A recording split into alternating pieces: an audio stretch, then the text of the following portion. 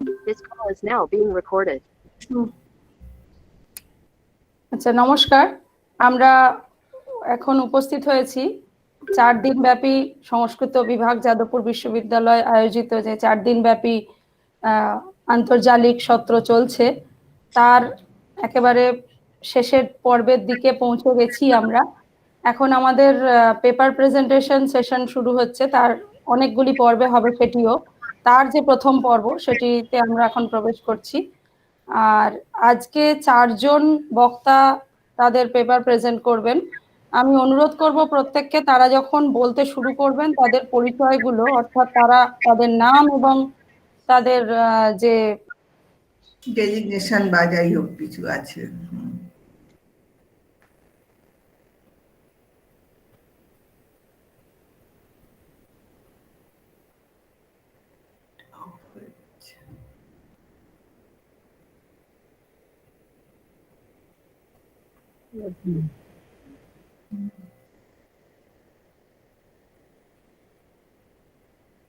কিছু একটা প্রবলেম হচ্ছে।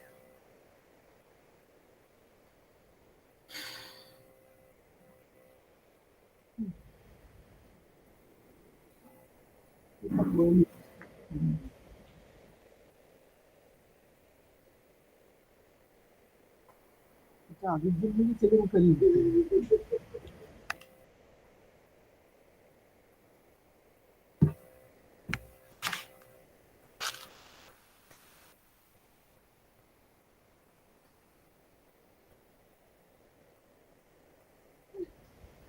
কাকলির বোধহয় কানেকশনটা চলে গেছে।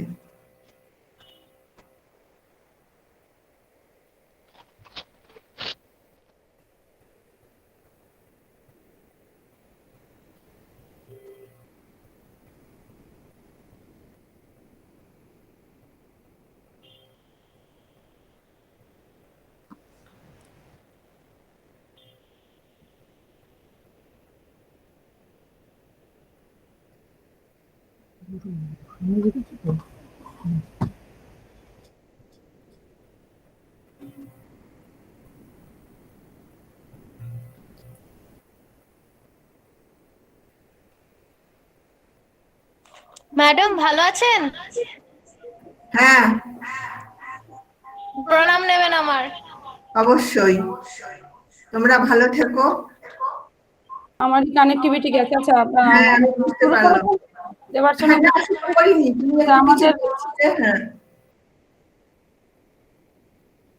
তুমি কিছু বলছিলে, আমি কি তাহলে শুরু করে দেব?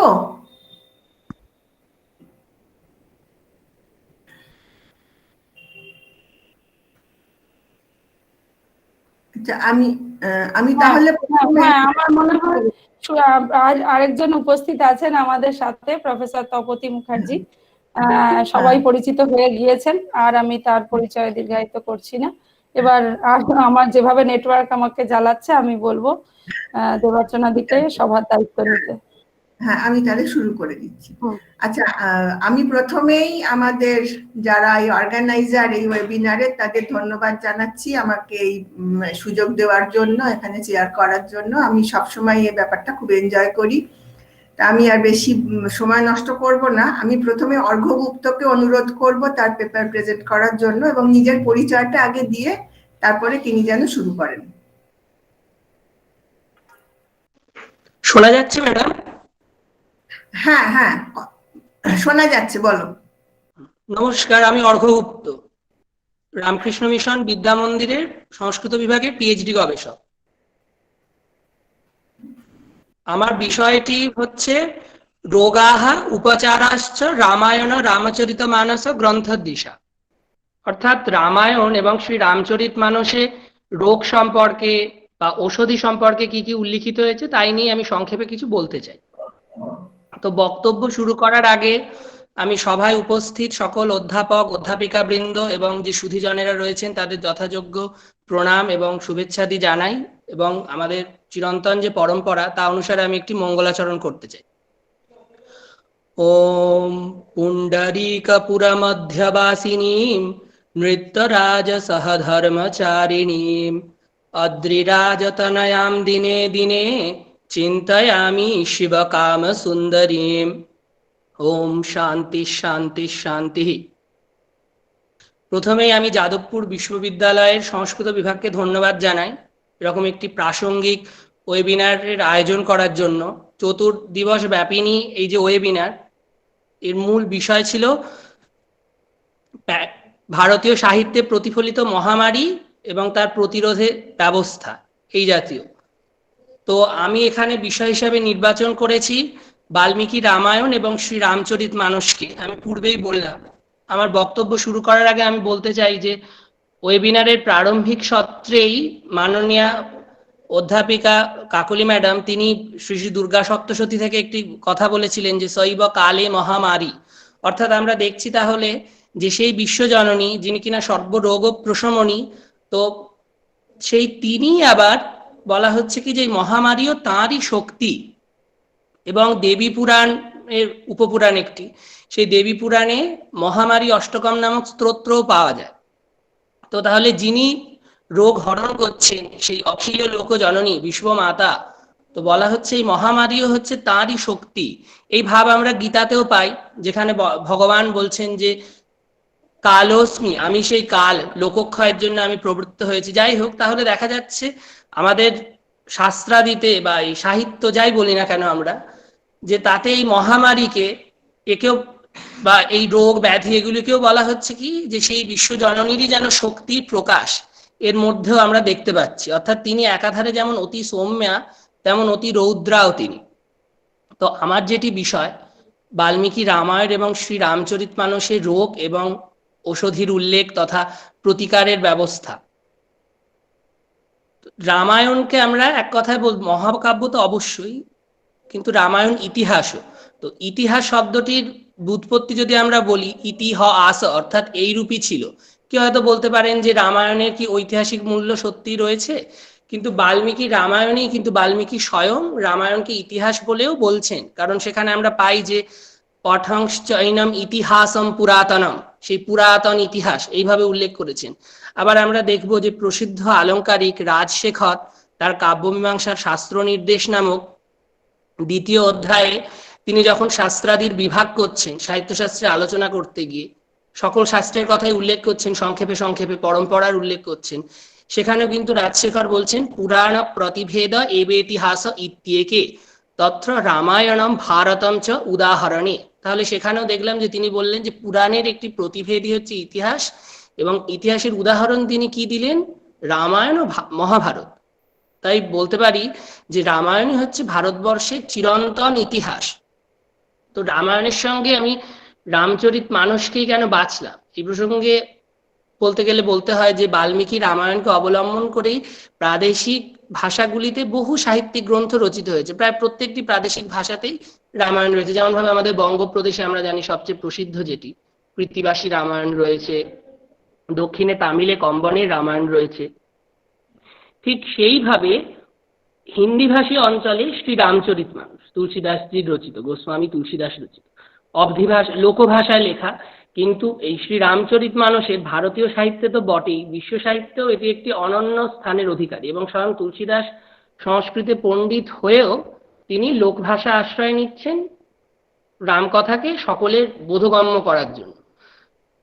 তো এই কারণেই আমি মূল বাল্মীকি রামায়ণের সঙ্গে শ্রী রামচরিত মানসকেই বেছেছি।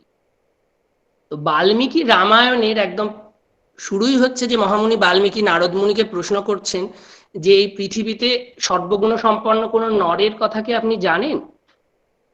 সেই প্রসঙ্গেই তিনি সংক্ষেপে মহর্ষি বাল্মীকিকে সমগ্র রামায়ণ বৃত্তান্ত বলছেন।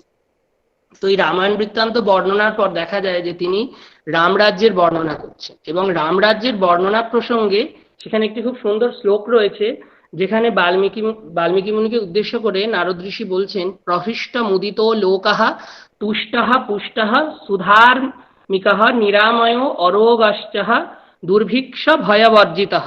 তো এখানে এই শ্লোকটা আমরা দেখলাম যে রামরাজ্যে বলা হচ্ছে যে দুর্ভিক্ষ ছিল না, সবাই নিরোগ ছিল এবং নিরাময় ছিল। তো আমরা এই নিরাময় এবং অরোগ এই পদ দুটিতে বিশেষভাবে নজর দেব।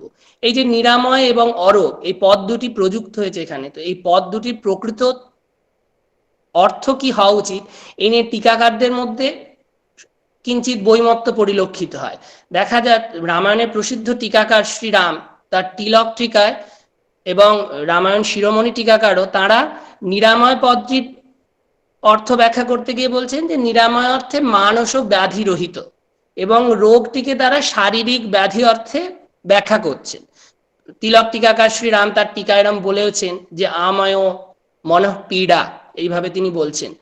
অপরপক্ষে ভূষণ টিকাকার অর্থাৎ শ্রী গোবিন্দরাজ তিনি কিন্তু নিরাময় পদটিকে বলছেন শারীরিক ব্যাধিরাহিত্য এবং অরূপ পদটিকে তিনি মানসিক ব্যাধিরাহিত্য বলে উল্লেখ করছেন। তো এটি সংক্ষিপ্ত তারা তাদের মতো করে ব্যাখ্যা করেছেন, কিন্তু এখানে একটি জিনিস লক্ষণীয় যে টিকাকাররাও তাহলে দেখাচ্ছেন এই যে বর্তমানে এই প্যান্ডেমিকের সময় আমরা যেটা বলছি যে শারীরিক রোগ এটি তো রয়েছে, তার সঙ্গে মানসিক ব্যাধি আমরা বন্দি এতদিন ধরে, তো সেখানে টিকাকারেরা ওই নিরাময় পদটিকে তারা মানসিক ব্যাধির অনুষঙ্গে বর্ণনা করছেন। এবং এখান থেকে আমরা আরো একটি জিনিস উল্লেখ পাচ্ছি আরো একটি বিষয়ে, যে লোকাভিরাম শ্রীরামের রাজত্বে তার সুশাসনে তাহলে সেখানে সকলেই খুব সুখী ছিল, সকলেই নীরোগ ছিল।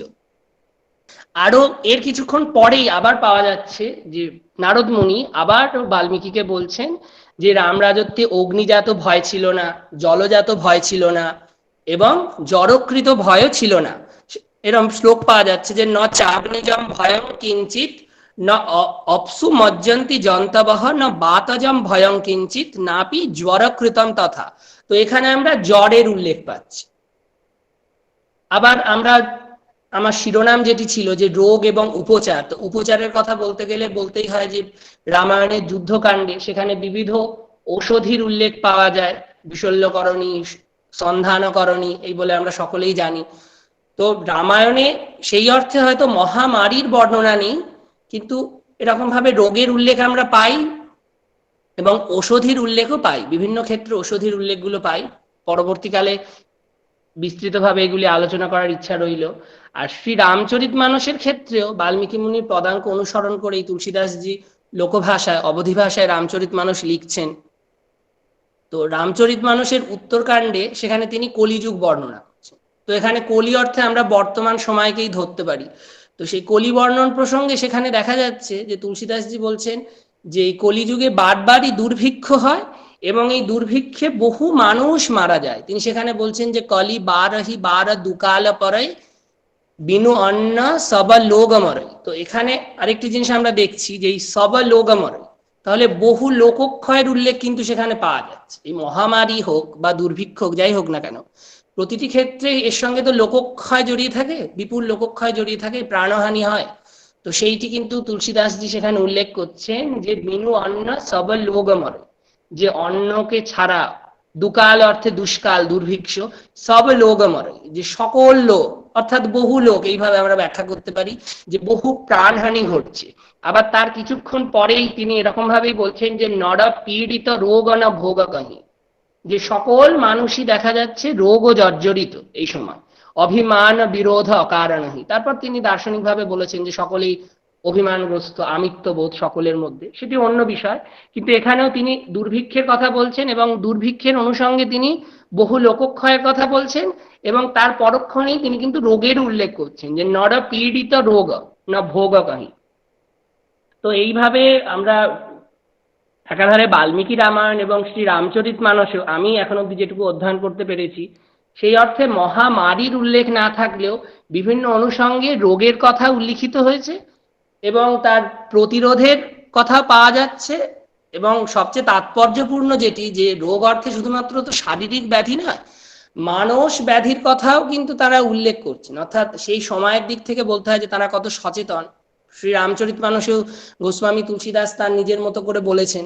এবং আমরা জানি যে কোনো ভালো বই পড়া, সদ্গ্রন্থ পড়া, সেটি আমাদের মনে শক্তি সঞ্চার করে। তো তিনি বলছেন যে এই রামচরিত মানস অধ্যয়ন করলে আমাদের মনের সব মলিনতা দূর হবে, তো আমাদের মন সুস্থির হবে। তো এইভাবে দেখা যাচ্ছে সেখানে মহামারীর উল্লেখ হয়তো নেই প্রত্যক্ষভাবে, কিন্তু এইভাবে মানসিক ব্যাধির কথাও কিন্তু তারা বলছেন এবং তার থেকে প্রতিকারের কথাও তারা বলছেন। আমি আমার বক্তব্য শেষ করছি। সকলকে পুনরায় প্রণাম জানাচ্ছি। অর্ঘ্য, খুবই সুন্দর বলেছো। আমার কিছু বলবার নেই, খালি দু একটা জিনিস আমি হয়তো সাজেশন হিসেবে বলবো। কারোর যদি কোনো প্রশ্ন থাকে তারা করতে পারেন। আমি দু একটা কথা খালি বলবো যে রামায়ণ এবং রামচরিতমানস এই দুটো গ্রন্থকে তুমি নিয়েছো, খুব ভালো কথা, কারণ রামচরিতমানস পুরোপুরি ইন্সপায়ার্ড বাই বাল্মীকি রামায়ণ, কিন্তু দুটো কালের ব্যবধান অনেকখানি। এমনকি রামায়ণের যে টিকা গ্রন্থ, হ্যাঁ, তার সঙ্গেও রামায়ণের কালের ব্যবধান অনেকখানি। ফলে রামায়ণে কোনো শব্দ যে অর্থে ব্যবহার হচ্ছে সেই অর্থের বিবর্তন হতে হতে কিন্তু পরবর্তীকালে সে একটা অন্য তাৎপর্য পাচ্ছে, অন্য একটা অর্থ পাচ্ছে। এই দিকটা যদি একটু মাথায় রেখে পেপারটাকে আরেকটু ঠিক করা যায়, আমি সেইটুকু খালি সাজেশন দেব, যে কালের সঙ্গে সঙ্গে কিন্তু শব্দগুলো তাৎপর্য পাল্টায়। তুলসীদাস যখন লিখছেন ষোড়শ সপ্তদশ শতাব্দীতে, হ্যাঁ, তখন তার কাছে শব্দগুলোর যে অর্থ আসছে, বা রামায়ণের টিকা যখন লেখা হচ্ছে, তিলক টিকা, সেটা অষ্টাদশ শতাব্দীর সম্ভবত আমার ধারণা, সেই সময়ে যে শব্দগুলো ব্যাখ্যা করছেন, বাল্মীকি কি অর্থে ব্যবহার করেছেন বাল্মীকি বলে যাননি। এনারা যখন ব্যাখ্যা করছেন তখন এনাদের স্থান এবং কালের পরিপ্রেক্ষিতে ব্যাখ্যা করছেন। ফলে সেই সময়কার একটা প্রাসঙ্গিকতা রেখে যদি ব্যাখ্যা করা যায়, তাহলে কিন্তু সেখানে একটা সামাজিক প্রেক্ষাপট আসবে, এবং আমার মনে হয় এই ক্ষেত্রে সেটা খুব গুরুত্বপূর্ণ। এটা যদি মাথায় রেখে পেপারটাকে একটু ঠিক মানে আপগ্রেড করা যায় বা কিছু, আমার মনে হয় সেটা ভেবে দেখতে পারো। আচ্ছা আচ্ছা, ঠিক আছে, নিশ্চয়ই ম্যাডাম। আচ্ছা ম্যাডাম, আমার একটি প্রশ্ন ছিল। ম্যাম, আমার একটি প্রশ্ন ছিল আপনার কাছে। হ্যাঁ হ্যাঁ হ্যাঁ, আমি বলছি কি, তাহলে মূল ধরুন, আমি তো এখন ওষুধির উল্লেখগুলো করলাম না, তো ওষুধির তো আমরা জানি রয়েছে, তো ওষুধি প্রয়োগের ক্ষেত্রে আমি হয়তো আমার মতো ব্যাখ্যা করলাম নিজের মতো করে ওগুলো দেখিয়ে, তো এবার টিকাকারদের তাহলে মতগুলো উদ্ধৃত করলে, হ্যাঁ এটা তো ঠিকই যে তারা তো তাদের মতো করে বলেছেন। গোবিন্দরাজ তিনি রামানুজ বৈষ্ণব ছিলেন, আমরা জানি, তার টিকায় সেই ধরনের প্রভাব ফেলছে ব্যাখ্যার ওপরে, তার স্থান কাল, তার ধর্মবিশ্বাস, হ্যাঁ, তার সাম্প্রদায়িকতা, কিছু প্রভাব ফেলছে। এইগুলো যদি একটু মাথায় রেখে করা যায় না, তাহলে ডাইমেনশনটা ভালো মানে হয় আর কি। আচ্ছা আচ্ছা, ঠিক আছে ম্যাডাম, আমি ঠিক আছে। যে কোনো জিনিসকেই একটা ঐতিহাসিক প্রেক্ষাপটে রেখে ব্যাখ্যা করলে না তার আসল মানেটা বেরিয়ে আসে। এটার জন্য যেটা করতে হবে, সমকালীন যে সাহিত্য রয়েছে বা যে ডকুমেন্ট গুলো রয়েছে সেগুলো একটু কনসাল্ট করতে হবে, সমকালীন অভিধান দেখতে হবে, কোষ দেখতে হবে। হ্যাঁ, তাহলেই দেখবে যে তুমি অনেক কিছু নতুন আইডিয়া পেয়ে যাচ্ছ বা ব্যাখ্যা পেয়ে যাচ্ছ। ঠিক আছে ম্যাডাম, আমি চেষ্টা করব। হ্যাঁ নিশ্চয়ই, কিন্তু খুব ভালো হয়েছে তোমার পেপার, আমি নিশ্চয়ই এটা বলবো। ঠিক আছে, ধন্যবাদ ম্যাডাম, প্রণাম নেবেন আমার। আচ্ছা ঠিক আছে। আচ্ছা, এইবারে কারোর যদি কোনো প্রশ্ন থাকে অর্ঘ্যর পেপারের মানে বক্তব্যের ব্যাপারে, তাহলে জিজ্ঞাসা করা যেতে পারে। আমি এই ওয়েবিনারে একটা অদ্ভুত বৈশিষ্ট্য দেখছি, কোনো প্রশ্ন নেই, খুব আশ্চর্য লাগছে। ওয়েবিনারের অভিজ্ঞতা কিন্তু একেবারে অন্যরকম ছিল। কেন লোকেরা এত সামনে দাঁড়িয়ে বলতে ভয় লাগে বলে লিখে জানানোর সুযোগ আছে এখানে, কেউ প্রশ্ন করছে না 3 দিন, বুঝতে পারছি না কেন। মেসেজেও তো কিছু দেখতে পাচ্ছি না। সেমিনারে অনেক সময় লোকে সংকোচ করে, ওয়েবিনারে আমার অভিজ্ঞতা তো এরকম ছিল না। অনেক কিছু প্রশ্ন করে, যাই হোক। আর প্রশ্ন করছে না কেন? আচ্ছা, দ্বিতীয় বক্তা অর্ঘ্যদীপ মণ্ডল, তাকে আমি অনুরোধ করব তার বক্তব্য রাখতে। Good afternoon, respected professors and elders. I am Orghodip Mondol from the Department of Sanskrit, Jadavpur University, UG 3. So today I'm going to talk about epidemic and social tragedies in 19th and 20th centuries Bengali literature. In the previous lectures, we have learned the difference between pandemic and epidemic. But one thing, before going into the main topic, we need to remember that in Diden era of Bengal, there were no such words like pandemic. Rather, they used the term Madaka, the epidemic, we can say. In case of Bengali literature, we will see that the authors, they weren't historians, but still, they kept the horrific, vivid details of epidemics and deaths in their literary creations. When, in the past, epidemics hit the country, they noticed everything from households to economy, such as in Anandamot 1882 by Bankim Chandra. At the beginning, he portrayed the whole society suffering from epidemic and starvation as well. He mentioned, বাজারে দোকান বন্ধ, দোকানদার কোথায় পলাইয়াছে ঠিকানা নাই, আজ হাটবার, হাটে হাট লাগে নাই, অধ্যাপকে টোল বন্ধ করিয়াছে, এক বৃহৎ অট্টালিকা, তাহার বড় বড় ছড়ওয়ালা থাম দূর হইতে দেখা যায়, সেই গৃহ অরণ্য মধ্যে শৈল শিখরবৎ শোভা পাইতেছিল, শোভাই বা কি, তাহার দ্বার রুদ্ধ, গৃহ মনুষ্য সমাগম শূন্য, শব্দহীন, বায়ু প্রবেশের পক্ষেও বিঘ্নময়, তাহার অভ্যন্তরে ঘরের ভিতর মধ্যাহ্নে অন্ধকার. Here we will see the whole disastrous picture of a village. At first, he mentioned about the market, which is the center of the economy.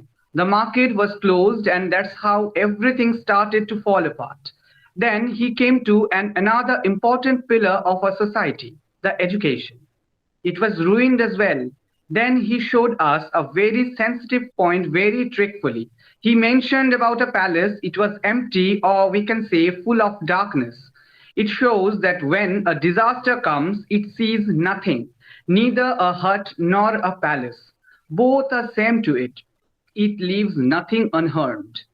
If we proceed reading, we can see রোগ সময় pile, জ্বর, OLA ওঠা, ক্ষয়, বসন্ত, বিশেষত বসন্তের বড় প্রাদুর্ভাব হইল, গৃহে গৃহে বসন্তে মরিতে লাগিল, কে কাহাকে জল দেয়, কে কাহাকে স্পর্শ করে, কেহ কাহার চিকিৎসা করে না, কেহ কাহাকে দেখে না, মরিলে কেহ ফেলে না, অতি রমণীয় বপু অট্টালিকার মধ্যে আপনা আপনি পথে, যে গৃহে একবার বসন্ত প্রবেশ করে, সে গৃহবাসীরা রোগী ফেলিয়া ভয়ে পলায়. This is nothing but the horrible consequences when an epidemic strikes a country. After being quarantined, we all are saying that it's horrible, but we really have no idea how horrific it could be. But the theme of quarantine and its results were not kept hidden from the eyes of our authors. If we study Srikanto 1917 to 1933 by Sharat Chandra Chattopadhyay, we will get a vivid description about quarantine. It's not only horrible nowadays, it has always been horrible like hell. There he mentioned, চারিদিক হইতে একটা অস্ফুট শব্দ কানে আসিতে লাগিল, কেরেন্টিন, খবর লইয়া জানিলাম কথাটা কোয়ারেন্টাইন, তখন প্লেগের ভয়ে বর্মা গভর্নমেন্ট অত্যন্ত সাবধান, শহর হইতে 8-10 মাইল দূরে একটা চড়ায় কাঁটাতারের বেড়া দিয়া খানিকটা স্থান ঘিরিয়া লইয়া অনেকগুলি কুঁড়েঘর তৈরি করা হইয়াছে, ইহার মধ্যে সমস্ত ডেকের যাত্রীদের নির্বিচারে নামাইয়া দেওয়া হয়, 10 দিন বাস করার পর তবে ইহারা শহরে প্রবেশ করিতে পায়. Here we see the central character of the novel. Srikanto didn't know about the quarantine. After mentioning the very quote, he carried on writing, কোয়ারেন্টাইনে নিয়ে যেতে এরা মানুষকে এত কষ্ট দেয় যে কসাইখানার গরু ছাগল ভেড়াকেও এত কষ্ট সইতে হয় না. This very line shows us that how pathetic this quarantine could be. Maybe nowadays the same process is going on somewhere, but how can we get to know what's happening? That's how our whole media works. It works only for the people with dignity and political understanding. Most surprisingly, our author didn't miss that details also. He wrote, কেরেন্টিন কারাবাসের আইন কুলিদের জন্য, ভদ্রলোকের জন্য নয়. He carried on saying, যে কেহ জাহাজের ভাড়া 10 টাকার বেশি দেয় নাই, সেই কুলি. This single line proves that those gentlemen got their fame or title for their money. For that, they could ignore the rules or could turn them according to their will. Another important documentation we get from Sharat Chandra Ish Pandit Moshai. There we can see the horrible emotional disbalance of the villagers. He also showed us about a selfish doctor saying, এদিকে Gopal doctor ছাড়া আর চিকিৎসক নাই, তিনি গরিবের ঘরে যাইবার সময় পান না.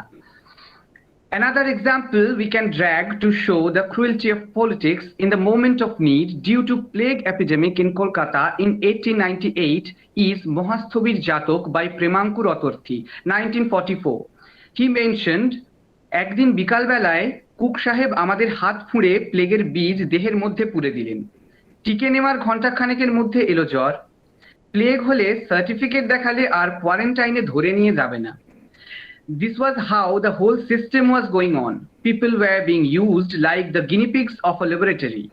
They weren't being provided proper information. Instead, there was a rumor among that the people that the vaccine caused the plague. So as usual, people weren't ready to take the vaccine. So the plague took its fiercest form and attacked people. They were afraid of being quarantined because they knew the quarantine is nothing but torture to them. In Arunnak, 1937 to 1939, by Bibhutibhushan Bandyopadhyay, we can find another terrifying incident of cholera epidemic. প্রায় সব ঘরেই দুই একটি রোগী, ঘরের মেঝেতে ময়লা, রোগী বিছানায় শুইয়া, ডাক্তার নাই, ওষুধ নাই, পথ্য নাই. The attack of such epidemic just broke the whole structure of a rural society. Nowadays, we may see the same circumstances somewhere. But one thing is constant though, now and then. আজকাল এমন আতঙ্কের সৃষ্টি হইয়াছে যে cholera কাহারো হইলে তাহার ত্রিসীমানায় লোকে ঘেঁষে না। So as corona, nobody gets nearer to the affected at any cost. Even after death, who dares to say the last goodbye to the nearest one? Swamiji himself experienced the fear of plague while traveling to West. He mentioned quarantine also. He writes, plague বিষ প্রবেশ থেকে 10 দিনের মধ্যে ফুটে বেরোন। তাই 10 দিনের আটক, সুয়েজের লোককে জাহাজ ছুঁতে হবে, ব্যাস 10 দিন কারাটিন। Here we can see the restrictions of international traveling as we are facing nowadays. After seeing all this, Swamiji mockingly explained his feelings in his writing. তার উপরে এসেছেন মিশরে প্লেগ, আর আমরা আনছি প্লেগ সম্ভবত। কাজেই দোতরফা ছোঁয়াছুঁয়ির ভয়। এ ছুঁতছাঁতে নেটার কাছে আমাদের দিশি ছুঁতছাঁত কোথায় লাগে? মাল নামবে কিন্তু সুয়েজের কুলি জাহাজ ছুঁতে পারবে না। Sukanta Bhattacharya expressed his innermost sorrows in his poem মৃত্যুঞ্জয়ী গান। দুরাগত স্বপ্নের কি দুর্দিন, মহামারী অন্তরে বিক্ষোভ। His nights were full of horrible dreams, but the worst of the worst is that those are not his dreams, but those are the visions he was yet to see in the future. At the end of his poem, he mentioned, সহসা জানালায় দেখি দুর্ভিক্ষের স্রোতে, জনতা মিছিলে আসে সংঘবদ্ধ প্রাণ, অদ্ভুত রোমাঞ্চ লাগে সমুদ্র পর্বতে, সে মিছিলে শোনা গেল জনতার মৃত্যুঞ্জয়ী গান। Here he depicts another terrific consequence of the pandemic, starvation, which was often created manually though. All this hit India and its countrymen like a thunderstorm, but still he is hopeful. He knew that we would survive, that's why he didn't forget to mention Mrityunjay Gan, the song of eternity. In most of the cases, the writers, authors, poets aren't the creator of the literature only, they were the victims. They saw deaths of their nearest and dearest ones. Such as Rabindranath lost his youngest son, Sharat Chandra lost his wife and little child. They experienced it. They suffered from hunger. Even some of them ended up dead. And those we can see in their writings. So those are not only some literary creations on some lifeless papers. Those are their sorrows, their pains, their mourn. Those are their stories, their lives. Thank you. Ma'am, I've completed. Arghadip, excellent presentation, excellent paper. Congratulations, তুমি যে UG3 ছাত্র হয়ে এরকম একটা ভাবতে পেরেছো, এটা আমার খুব ভালো লাগছে। আমি খালি একটা জিনিস বলবো, যে রোগটা কথা আমি সবগুলো শুনতে পারিনি বলে জানি না, সেটাও এক ধরনের এপিডেমিক প্যান্ডেমিকের মতোই, সেটা এইডস এবং সেক্সুয়ালি ট্রান্সমিটেড যে সমস্ত রোগ, সেইগুলোর কথাও কিন্তু বাংলা সাহিত্যে এসেছে। সেটাকে যদি তুমি তোমার লেখার মধ্যে একটু ইনকর্পোরেট করতে পারো তাহলে বোধহয় আরো ভালো হয়। আচ্ছা ম্যাম, ধন্যবাদ, অনেক ধন্যবাদ। ঠিক আছে ম্যাম, আমি অবশ্যই পরের বার এর মধ্যে ইনক্লুড করব সেগুলো। হ্যাঁ, কেন আমরা তারাশঙ্করের লেখার মধ্যেও এরকম দেখি যে জিনিসটা আগে পতিতালয়ের মধ্যে সীমাবদ্ধ ছিল, পরবর্তীকালের আধুনিক বাংলা সাহিত্যে কিন্তু সেই রোগের কথা অনেক উপন্যাসে এবং বিভিন্ন জায়গায় এসেছে। হ্যাঁ, সেই জায়গাগুলো যদি তুমি একটু রেফার করতে পারো, যেহেতু তুমি বিংশ শতাব্দীর কথাও বলেছো, সেই জন্য বলছি, মানে ঊনবিংশ বিংশ শতাব্দী দুটোকে একসঙ্গে ধরাটা একটা বিশাল ব্যাপার। হ্যাঁ, সেইটা করতে গেলে একটা থিসিস হয়ে যায়, কিন্তু তোমার এই লেখার মধ্যে তুমি খুব সুন্দর করে সংক্ষেপে বলেছো এই যে একটা ভয়ঙ্কর রোগ, যে এইডস বা এই ধরনের যে অসুখ, এইটার কথা যদি তুমি একটু ঢুকিয়ে দিতে পারো তোমার লেখার মধ্যে, তাহলে কিন্তু লেখাটা আরো অনেক বেশি ইন্টারেস্টিং হবে। ঠিক আছে ম্যাডাম, অবশ্যই আমি এর মধ্যে ইনক্লুড করব ওই পয়েন্টটা। ঠিক আছে ম্যাডাম। ঠিক আছে, খুব ভালো হয়েছে, খুব ভালো। Thank you. আচ্ছা, এখানে একটা কোয়েশ্চেন আছে দেখতে পাচ্ছি, সেটা আচ্ছা, কোয়েশ্চেন করেছে। how the central idea of epidemic and famine are similarly categorized in the Bengali literature. I think this is for Orgodip. Okay, in case of Bengali literature, we will find that continuously in the history of Bengali literature, people starved, okay? And the cause of the starvation, there could be political thoughts, there could be political, some misunderstanding or anything. Okay, when people starved, obviously they lag from nutrition and something, and the situation was very easy, then they got affected. When something, some disease is affecting people, when my immunity is very strong, then obviously my immunity will fight against the disaster, right? But when people were starving, they didn't have that position to stand against the disaster, so they got affected. So that's how, not only in case of Indian literature, Indian history, in case of other histories also, we will find the same thing.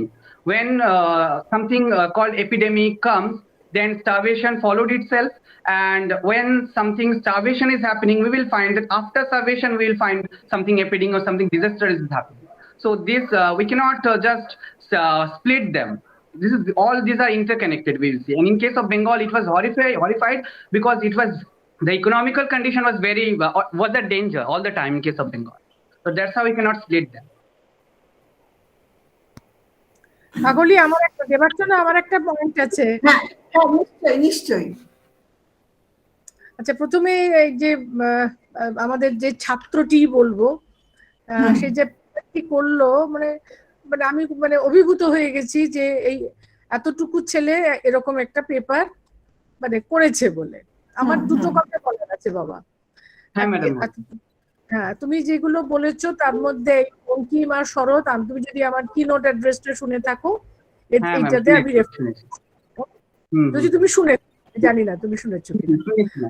হ্যাঁ, আপনি রবীন্দ্রনাথের reference দিয়েছিলেন, সেটাও শুনেছি, কিন্তু সময়ের জন্য আমি সবটুকু ইনক্লুড করতে পারিনি, মানে সবটুকুই। আপনি গৃহদাহ থেকেও শুনেছিলেন। একটাই, দুটো পয়েন্ট আছে। একটা হচ্ছে তুমি বঙ্কিমের যে আনন্দমঠ যেটা বললে, সেখানে কিন্তু ওই প্রথম দিকের যেগুলো, অর্থাৎ ওই যেটাকে ইত্যাদি ইত্যাদি, এগুলো কিন্তু ঠিক মহামারীর জন্য হয়নি, এগুলো হয়েছিল ওই মন্বন্তরের জন্য, দুর্ভিক্ষে। ওই মন্বন্তরের হাত ধরে তোমার মহামারী এসেছিল, এটা কিন্তু মহামারীর ডাইরেক্ট রেজাল্ট নয়। এটা গেছে এক নম্বর। এটা আমার ব্যক্তিগত মত, সেটা তুমি ভাবো একটু।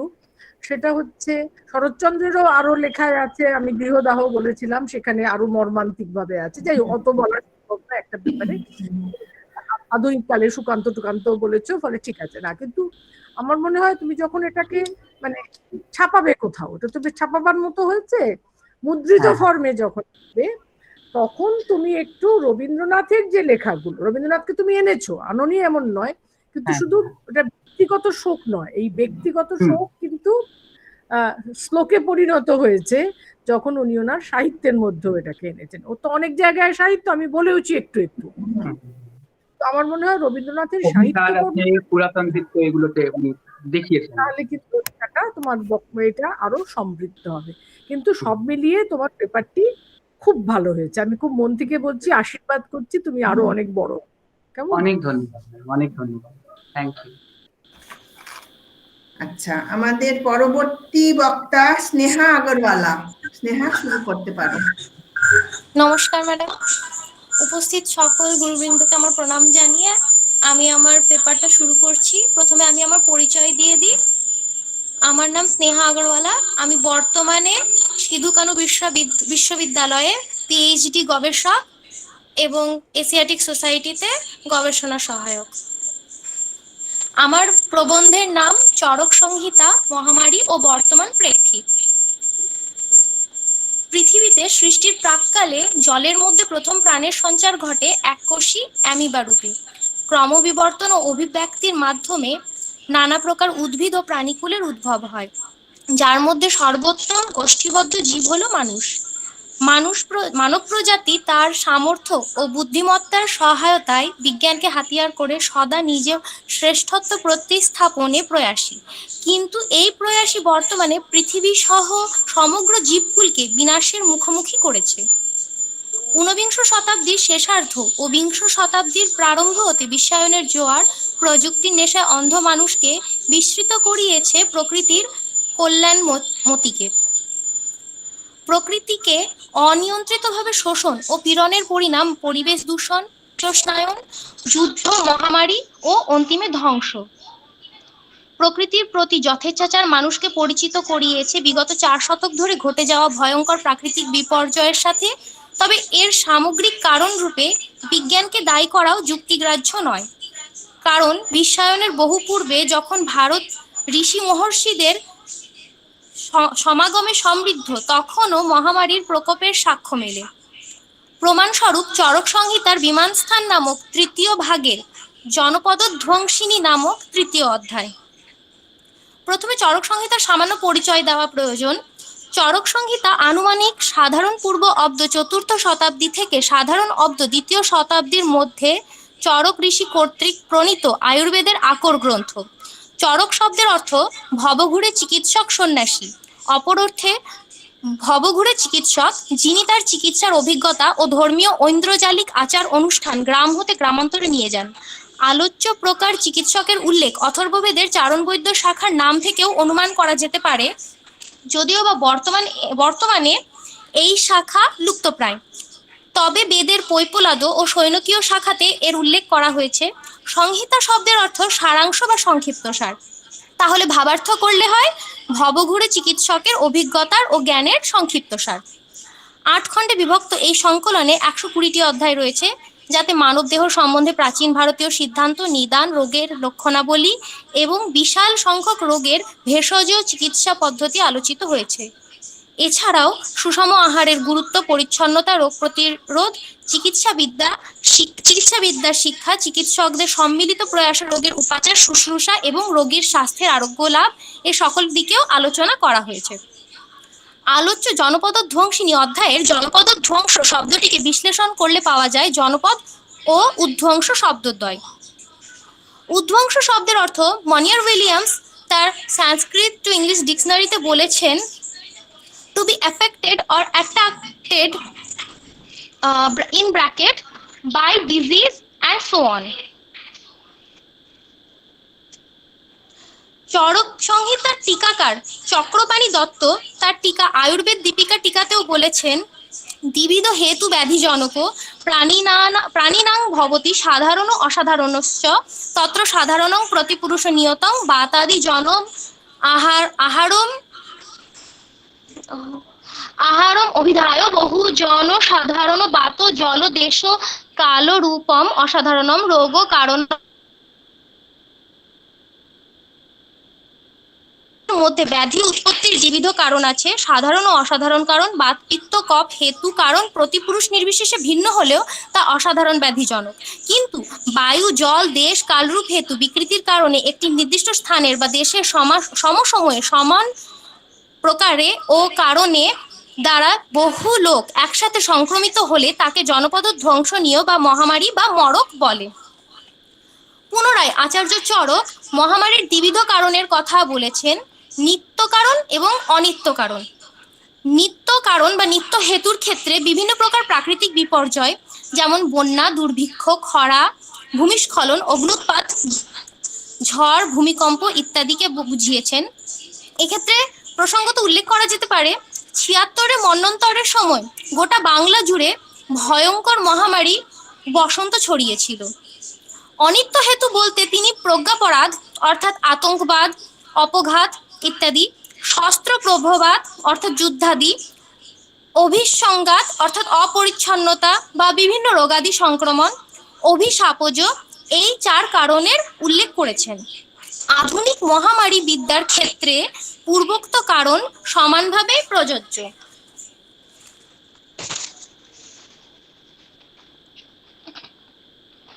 উদ্ধৃতাংশে দেখা যাচ্ছে চরক সংহিতা গ্রন্থনের জন্য গুরু শিষ্য প্রশ্নোত্তর পদ্ধতিকে মাধ্যম হিসেবে গ্রহণ করা হয়েছে। প্রাচীন ভারতে ষোড়শ মহাজন পদের অন্যতম পাঞ্চালের কথা আলোচ্য অধ্যায়ের শুরুতেই উল্লেখ করে সেখানে ক্রমাগত মহামারীর লক্ষণ, কারণ, নিবারণ সহিত উপাচার ও হানি সম্পর্কে আলোচনা করা হয়েছে। কাম্পিল্য প্রদেশ, যা তৎকালীন দ্বিজাতি অর্থাৎ শিক্ষিত সমাজ অধ্যুষিত প্রদেশ, সেখানে গ্রীষ্মকালের জ্যৈষ্ঠ মাসের ঋতু যে প্রকার হওয়া উচিত তেমন নয়। ভূমি তার গুণবত্তা হারাচ্ছে, ফলস্বরূপ হীন রসবীর্য বিপাক প্রভাবযুক্ত শস্যাদি ও ঔষধি উৎপন্ন হতে চলেছে। তাই আত্রেয় এমতাবস্থায় পূর্বেই গুণমানযুক্ত শস্যাদি বনৌষধি সংগ্রহ করার নির্দেশ অগ্নিবেশ ও অন্যান্য শিষ্যদের দিচ্ছেন। এই সকল বনৌষধি হতে যে রসায়নাদি প্রস্তুত করা হবে তা রোগ প্রাদুর্ভাব হলে রোগীর চিকিৎসার কাজে ব্যবহার করা হবে। যথাসময়ে ঔষধাদি সংরক্ষণ করে রাখলে মহামারীর চিকিৎসা করা কঠিন হয় না। এমতাবস্থায় অগ্নিবেশ গুরুকে প্রশ্ন করছেন, সকল মানুষের ভিন্ন প্রকৃতি, খাদ্যাভ্যাস, শারীরিক সক্ষমতা, উপযোগিতা, মানসিক অবস্থা এবং বয়স থাকা সত্ত্বেও সকলে একই রোগে কি করে আক্রান্ত হয়ে পড়বে? উত্তরে আত্রেয় বলেন, এই সমস্ত বিষয় ভিন্ন হলেও বায়ু, জল, স্থান ও ঋতু বা কাল সকলের ক্ষেত্রেই সমান হয়। উক্ত বিষয় চতুষ্টয়ের দূষণে মহামারীর আগমন ঘটে। দূষণের লক্ষণ সম্বন্ধে যা বলা হয়েছে তা হলো ঋতুর বিপরীত বায়ু প্রবাহ, অতি স্তব্ধ, অতি চলমান, অতি শুষ্ক, অতি শীত, অতি উষ্ণ, অতি আর্দ্র বায়ু, ভয়ঙ্কর শব্দযুক্ত বায়ু, পরস্পর রেষারেষিকারী বায়ু, অতি কুণ্ডলিকারী বায়ু, চক্রবাত, অহিতকর বায়ু, অহিতকর গন্ধ, বাষ্প, পাংশু, শিকতা, ধূমযুক্ত বায়ু প্রভৃতি রোগ সৃষ্টির কারণ হয়। আবার অত্যন্ত বিকৃত গন্ধবর্ণ স্পর্শযুক্ত জল, যাতে পিচ্ছিল ভাব বা চ্যাটচ্যাটে ভাব রয়েছে, জলচরহীন জল, ক্ষীণ জলাশয়, অপ্রীতিকর স্বাদযুক্ত জল এবং সামান্য ধর্মবিহীন জল রোগ সৃষ্টিকারী হয়। প্রকৃতি বিকৃতিযুক্ত বর্ণ, গন্ধ, স্পর্শ দেশ, যেখানে সর্বত্র ক্লেদযুক্ত সরীসৃপ, হিংস্র প্রাণী, মশা, শলভ অর্থাৎ গঙ্গাফড়িং বা মথ, মাছি, ইঁদুর, পেঁচা, শকুন, শিয়াল ইত্যাদি প্রাণীদের সংখ্যা বৃদ্ধি পেয়েছে, বনস্পতির লোপ হয়েছে, আগাছা ঘাসের পরিমাণ বেড়ে গেছে, বিষাক্ত লতার আধিক্যে ধান্য শুষ্ক নষ্ট হয়ে গেছে, ধূম্রযুক্ত বায়ু বাহিত হচ্ছে, পাখিরা অদ্ভুতভাবে কোলাহল করছে, কুকুরেরা অহেতুক চিৎকার করছে, উদ্ভ্রান্ত ব্যথিত হয়ে রয়েছে সমস্ত পশু পক্ষীরা, এবং সেই জনপদের লোকেদের ধর্ম, সত্য, লজ্জা, আচার, শীল ও সমস্ত গুণ নষ্ট করে ফেলেছে। জলাশয় অত্যন্ত ক্ষিপ্র, বারংবার উল্কাপাত হচ্ছে, বজ্র বিদ্যুৎ সহ ঝঞ্ঝা হচ্ছে, ভূমিকম্প এবং চন্দ্র সূর্য তারকাদির চারপাশকে রুক্ষ তাম্র মেঘের দ্বারা আবৃত করে রেখেছে। প্রাণীকুল ভ্রমৃত ও ত্রস্ত হয়ে চিৎকার করে রোদন করছে, অন্ধকূপে প্রবেশের ন্যায় ব্যথিত হয়ে পড়ছে, হীন পুরুষদের দ্বারা অর্থাৎ চোরদের দ্বারা যেখানে সেখানে চুরি ইত্যাদির ঘটনা ঘটছে ও তাদের দ্বারা দেশ আক্রান্ত। সেই সমস্ত ক্ষেত্রে স্থান বিকৃতির লক্ষণ দেখা যাচ্ছে। কালো বিকৃতি হলে ঋতুর যথার্থ লক্ষণ না হয়ে বিপরীত লক্ষণ, অতি লক্ষণ, অলক্ষণ ইত্যাদি রোগ সৃষ্টি করে থাকে। উপরোক্ত 4 লক্ষণকে জনপদ ধ্বংসের কারণ হিসেবে চরক সংহিতাতে চিহ্নিত করা হয়েছে। এরপর কিভাবে মহামারীর চিকিৎসা করতে হবে সে সম্বন্ধে বলতে গিয়ে বলা হয়েছে, পূর্বোক্ত 4 ভাববিকারের কোনো একটি বা তার বেশি হলেও যে প্রকার রোগের প্রাদুর্ভাব দেখা দেবে তা পূর্বে প্রস্তুত ঔষধাদির যথাযথ সেবনে নিবারণ সম্ভব। যে ভাব যখন সবচেয়ে বেশি বিকৃত হয় সেটি জনপদ ধ্বংসের কারণ হয়। বিকৃত বায়ুর চেয়ে বিকৃত জল, তার চেয়ে বিকৃত দেশ, তার চেয়ে বিকৃত কাল পরিহার করা অতীব কঠিন হয়ে পড়ে। এই প্রকারে পূর্বত্রয়ের বিকার সংশোধন বা ত্যাগের দ্বারা নিবারণ করা গেলেও কাল বিকৃতির ফল অতীব ভয়ানক হয়। কিন্তু চিকিৎসা তারই সম্ভব যার মৃত্যু অবধারিত বা উপস্থিত নয়। মার্গকর্ম সমান হলেও সেই জনপদের লোককে রক্ষা করা সম্ভব নয়, অর্থাৎ মিলিত প্রয়াসে যখন কোনো অপকর্ম করা হয়, যেমন অন্য প্রাণীদের সাথে নৃশংসতা, বন কেটে নষ্ট করে ফেলা ইত্যাদি, কিন্তু যাদের রক্ষা করা সম্ভব তাদের প্রথমে পঞ্চকর্ম বলতে বোঝানো হয়েছে বমন, বিরেচন, স্থাপন, অনুবাসন, শিরবিরেচন ইত্যাদি করতে হবে। তারপর রসায়নের যথাযথ প্রয়োগ পূর্বক গুপ্তি রক্ষা করতে হবে। এখানে উল্লেখ্য, গুপ্তি রক্ষা শব্দটির জল্পকল্পতরু টিকা, চরক সংহিতার টিকাকার জল্পকল্পতরু টিকাতে উল্লেখ করেছেন আত্মনো গুপ্তির দেশান্তরে গমনম, অর্থাৎ বর্তমানের কোয়ারেন্টাইনের সাথে তুলনীয়।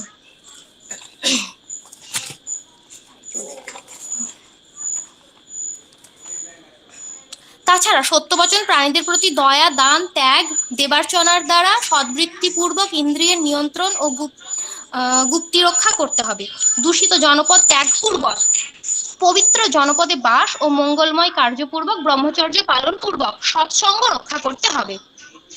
তারপর অগ্নিবেশ পুনরায় প্রশ্ন করছেন বায়ু ইত্যাদি ভাববিকারের কারণ কি? তখন উত্তরে আত্রেয় বলছেন অধর্ম এর মূল কারণ। বায়ু, জল, ভূমিকে দূষিত করে ফেলছে মানুষ অধর্ম লিপ্ত হয়েছে বলে।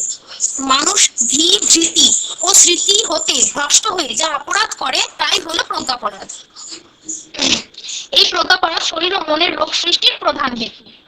যখন দেশ, নগর, নিগম ও জনপদের প্রধান ধর্ম ত্যাগ করে অধর্ম সহ মানব গোষ্ঠীকে পরিপালন করে, তখন আশ্রিত উপাশ্রিতেরা জনপদের লোকেরা অধর্ম বৃদ্ধি করে ধর্মের অন্ত করে। এই প্রকারে কিভাবে বায়ু ইত্যাদি ভাববিকার হচ্ছে সেই সম্বন্ধে আলোচনা করবার পরে শেষে গিয়ে বলেছেন নির্বিচারে বননাশ, খরা বা অতিবর্ষার প্রাদুর্ভাব ঘটে বায়ু দূষিত হয়ে পৃথিবী তার স্বাভাবিক অবস্থাকে ত্যাগ করে, জলাশয় শুকিয়ে যায় ও ঔষধাদি নিজ গুণ ত্যাগপূর্বক বিকৃত হয়ে গিয়ে জনপদ ধ্বংস ঘটায়। এই জনপদ ধ্বংস স্পর্শের দ্বারা ও অব্যবহার্য, অর্থাৎ একই পাত্রে খাওয়া বা পানীয় গ্রহণের দ্বারা ছড়িয়ে পড়ে। তাছাড়া যুদ্ধের কারণেও জনপদ ধ্বংস হয়ে থাকে। এক্ষেত্রে রক্ষগণের কথাও উল্লেখ করা হয়েছে। রক্ষগণ বলতে সূক্ষ্ম জীবজন্তু, যা বর্তমানে বিভিন্ন ধরনের জীবাণু, ভাইরাস, ব্যাকটেরিয়াকে বোঝানো হয়েছে। এই সমস্ত রক্ষগণের সংক্রমণে বা বিভিন্ন সূক্ষ্ম প্রাণের সংসর্গ ঘটলে জনপদ ধ্বংস হয়। অভিশাপের প্রভাবেও জনপদ ধ্বংস হয়ে থাকে। ধর্ম লোক হলে গুরু, বৃদ্ধ, সিদ্ধ, ঋষি, পূজ্য এদের অবমাননা করা হয়, তাদের অভিশাপে জনপদ ধ্বংস হয়। পূর্বে এই প্রকারে অনেক কুল বিনষ্ট হয়েছে বলে চরক সংহিতাতে উল্লেখ করা হয়েছে। তারপরে আলোচনা করা হয়েছে কিভাবে অশুভর উৎপত্তি হয়েছে। সেখানে বলা হয়েছে যখন সত্যযুগ বা ঋতযুগ ছিল তখন ধর্মের চতুষ্পদ বর্তমান ছিল। সেখানে মানুষ অদিতির পুত্রের ন্যায় ওজগযুক্ত, অতি বিপুল প্রভাবযুক্ত ধার্মিক ছিলেন এবং তারা ধৃতি, অহিংসা, দান, দম, নিয়ম, তপ, উপবাস, ব্রহ্মচর্য, ব্রত পরায়ণ ছিলেন। এই কারণে তারা ভয়, রাগ, দেশ, মোহ, ক্রোধ, শোক, মান, রোগ, নিদ্রা ইত্যাদি মুক্ত ছিলেন, যার ফলে তারা অসীম আয়ুর অধিকারী ছিলেন।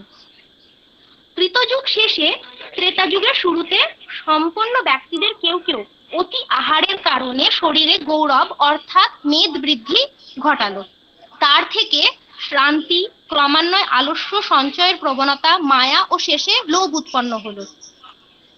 লোভ থেকে দেশ, তার থেকে অসত্য বচন, তার থেকে কাম, ক্রোধ, মান, দেশ, পৌরুষ, অভিঘাত, ভয়, তাপ, শোক, চিন্তা, উদ্বেগ আদির প্রবৃত্তি হলো।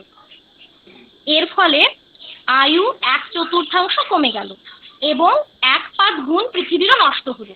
শস্যাদিতে স্নেহ, বিমলতা, রসবীর্য, বিপাক, প্রভাব, গুণ ও 1/4 নষ্ট হলো। ফলত প্রাণী সকলের দেহতা কমে গেল। অগ্নি ও বায়ুর প্রকোপে জরার ন্যায় রোগের প্রকোপ দেখা দিল। এই প্রকার যুগে যুগে পাদহ্রাস হয়ে সমগ্র গুণ নষ্টপূর্বক সর্বশেষে প্রলয়ের দিকে পৃথিবী এগিয়ে যাচ্ছে। প্রতি 100 বছর পূর্তিতে সবকিছুর 1 বছর করে কম হয়ে যায়। এইভাবে রোগের প্রাগুৎপত্তির কথাও বলা হলো। এরপর অগ্নিবেশ প্রশ্ন ভগবান যাদের প্রাণ রক্ষা সম্ভব তাদের চিকিৎসা করতে হবে, তা কিভাবে করতে হবে? তাহলে কি আয়ু পূর্ব হতে নির্ধারিত হয়ে রয়েছে? উত্তরে অগ্নিবেশ বললেন, প্রাণীর প্রাণ বা আয়ু বিষয়ে যুক্তির সাহায্য নিতে হবে। দৈব যা পূর্ব নির্ধারিত ও পুরস্কার অর্থাৎ মানুষের কর্ম তা নির্ধারণ করে তার প্রাণ কতদিন অবধি থাকবে। পৃথিবীর সমস্ত কার্য কারণ নিষ্প্রয়োজন হয়ে গেলে তা সর্বদাই হিত আচরণ করে জীবনের মূল রক্ষা করতে হবে। স্নেহা জ্বর ইত্যাদি। একটু সংক্ষেপ হ্যাঁ ম্যাডাম, কনক্লুশন করছি আমি। ঠিক আছে, ওকে। জরাদির ক্ষেত্রে প্রয়োজন বুঝে উষ্ণ উপাচার শীতোপাচার করতে হবে, চিকিৎসা রোগী বুঝে করতে হবে। এই প্রকারে ঋষি আত্রেয় অগ্নিবেশ প্রমুখ শিষ্যদের সম্পূর্ণ জনপদ ধ্বংস বিষয়ে বর্ণনা করেছেন। বর্তমান সময়ে করোনা ভাইরাসের করাল গ্রাসে সারা পৃথিবী ও মানবজাতি বিপন্ন। বর্তমানে প্রতিষেধক তৈরি হলেও তা এখনো সকলের কাছে এসে পৌঁছাতে অনেক দেরি। মানুষ দিশাহীন হয়ে পড়ছে। দ্বিতীয় বিশ্বযুদ্ধের পর এমন বিপর্যয় আর আসেনি যা সারা পৃথিবীকে প্রভাবিত করেছে। ভারতীয় মুনি ঋষি ত্রিকালদর্শী হয়ে এই প্রকার অবস্থার আভাস বহু পূর্বেই পেয়েছিলেন। তারা আধুনিক অর্থে পরিবেশবিদ বা চিকিৎসক না হলেও দূরদর্শিতা দেখিয়েছেন ভবিষ্যৎ প্রজন্ম কোন প্রকারে দুর্বল হয়ে লয়ের দিকে এগিয়ে যাবে সে বিষয়ে। তাই তারা তাদের জ্ঞান ভাণ্ডার সংকলিত করে বলে দিয়ে গেছেন, it's always better to prevent than cure. তাই তারা জোর দিয়েছেন রোগ প্রতিরোধ ক্ষমতা বাড়ানোর দিকে, যাতে কোনো প্রকার সংক্রমণ না ঘটে, আর যদি ঘটে তাহলে সেক্ষেত্রে কি কি পদক্ষেপ গ্রহণপূর্বক তা থেকে নিরাময় লাভ করা যাবে। ধন্যবাদ। খুব ভালো হয়েছে স্নেহা, তুমি অনেক ডিটেল আলোচনা করতে পেরেছো এবং অনেক পড়াশুনো করে তুমি করেছো। খুব সুন্দর হয়েছে তোমার প্রেজেন্টেশন। তুমি এটা যখন লেখার ফর্মে যখন এটাকে তৈরি করবে, তখন আমি একটুখানি বলবো তুমি চরক সংহিতার কাল সম্বন্ধে এবং সেই সময়টাতে কি ধরনের পরিস্থিতি ছিল, সেইটা মানে সামাজিক পরিস্থিতি ইত্যাদি ছিল, যেটা অন্য সোর্স থেকে পাচ্ছি, সেই করবোরেশনটা যদি তুমি একটু ইনক্লুড করো তাহলে খুব ভালো, খুব প্রাসঙ্গিক হবে। এবং এখনকার পক্ষে তো এই আলোচনাটা ভীষণই জরুরি, কারণ এখন আমরা খুবই ভালোভাবে বুঝতে পারছি যে প্রিভেনশন ছাড়া কোনো রাস্তা নেই।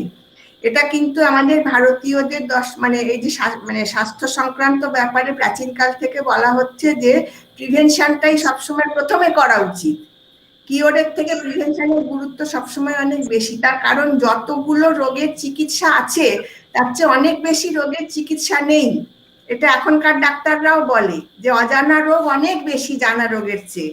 কাজেই প্রিভেনশন ছাড়া বা নিজের ইমিউনিটি বাড়ানো ছাড়া এখন আর রাস্তা কিছু নেই। ফলে চরক সংহিতার যে গুরুত্ব সেটা অবশ্যই এখনো আছে, এবং সেই দিক থেকে তোমার এই প্রেজেন্টেশন অত্যন্ত প্রাসঙ্গিক এবং খুব সুন্দর হয়েছে।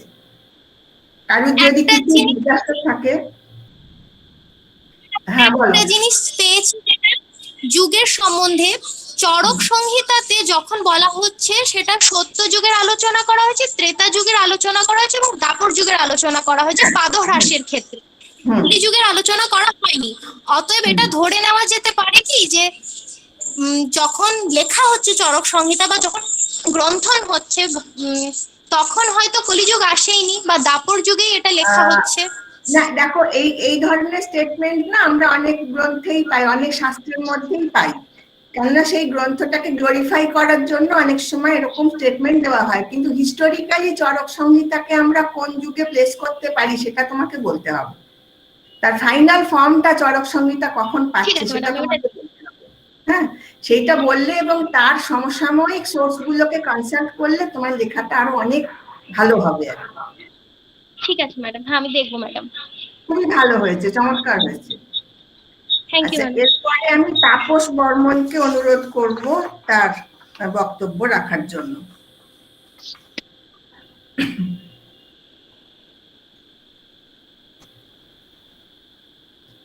সকলকে নমস্কার।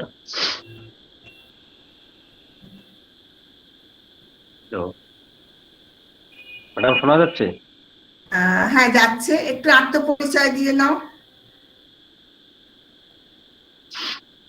আমার নাম তাপস বর্মন, আমি যাদবপুর বিশ্ববিদ্যালয় থেকে সংস্কৃত বিভাগ হইতে 2019 সালে MA পাস করি। আর আমার বিষয় হচ্ছে বৈদিক আয়ুর্বেদে বর্ণিতানাং রোগানাং লৌকিক ও সংস্কৃত সাহিত্য দৃষ্টা প্রসব উপায়। এখানে বৈদিক আয়ুর্বেদ মানে